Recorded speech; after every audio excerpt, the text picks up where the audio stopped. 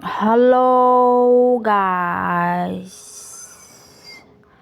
দেখিছেনে ছোৱালী পলুৱাই আনিলে ৰাতি। আমাৰ গাঁৱৰে মানুহ এটা ছোৱালী পলুৱাই আনিছে। মোৰ লগত গৈছিলোঁ, সেনেকৈ ভিডিঅ' কৰি কৰি আহি আছোঁ ৰাতি। দেখিছেনে এজনী, এয়া হাতত সৰু ঠোঙা এটা কাপোৰ লৈ আহিছে। দেখিছেনে ৰাতি হ'লেই আলিয়ে আলিয়ে পথাৰৰ মাজেৰে পলাই পলাই আহি আছোঁ।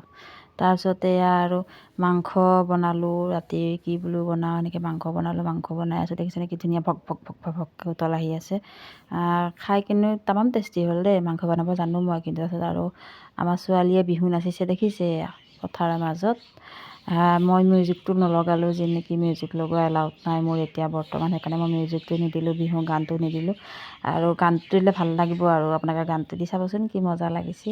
সেয়াই আৰু মই ছোৱালী পলুৱাই অনা নাই দেই, মিছা কথা কৈছোঁ। আমাৰ মাইনা কৰ্মশালাৰ পৰা আহোঁতে মানে ৰাতি হৈ গ'ল যে, হৈ যাওঁতে ঘৰলৈ আহি পেলাই ভয় কৰে। ভয় কৰাৰ কাৰণে মই আৰু ভাবিলোঁ ময়ে পথাৰেদি লৈ আহিলোঁ। সিমানে আৰু। ভিডিঅ'টো ভাল লাগিলে লাইক কমেণ্ট শ্বেয়াৰ কৰিব। Bye bye.